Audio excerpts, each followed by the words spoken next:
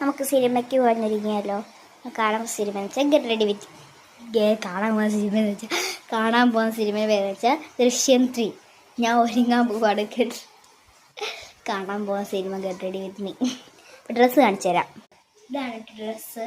ക്ലൗ കൈയുള്ളതാണേ. ഡ്രസ്സും ഒരു കോട്ടും കൂടെ ഉണ്ട്. നമുക്കിത് ഇടാം.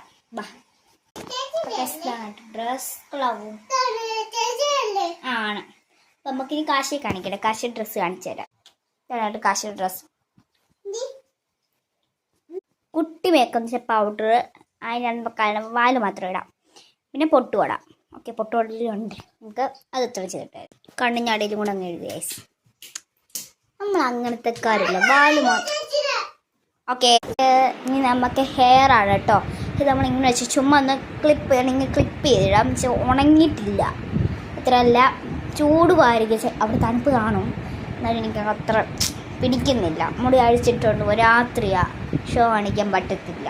അതുകൊണ്ട് നമുക്കൊന്ന് കെട്ടി വെച്ചേക്കാം. ബക്കറ്റാ നമ്മളാണ്ട് മുടി ചീവി കൊടുത്തിട്ട് ഈ സൈഡ് കുത്താം. ഈ സൈഡ് കുത്താം. ഭയങ്കര മഴ വെളിയിൽ വട്ട വിടൂ. നമുക്ക് വിടൂ.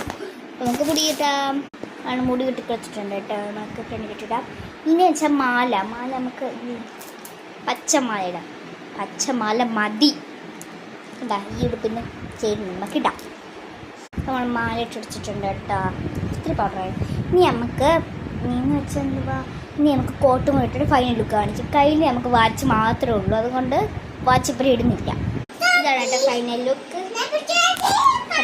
ഹലാവും ഹെയർ കെട്ടിട്ട് ശരിയല്ല. ഇത്രയൊക്കെ മതി. Okay, bye. ഒരു കാര്യം കാണിച്ചു തരാം. കാശി ഒന്ന് കാണിച്ചു. മുടി ചെയ്യട്ടെ. മുടി വിട്ട് നമുക്ക് ഇവരെ കാണിക്കണം. ഇങ്ങനെയൊക്കെ പറഞ്ഞു. Okay, set. ക്ലൗ ചിരിച്ചേ. Smile please. ഓക്കെ,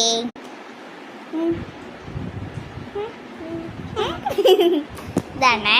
നമുക്ക് കണ്ണട കൂടെ കാണാം. കണ്ടടേ ഇങ്ങോട്ട് നീ നിൽക്കടാ. ടാറ്റാ.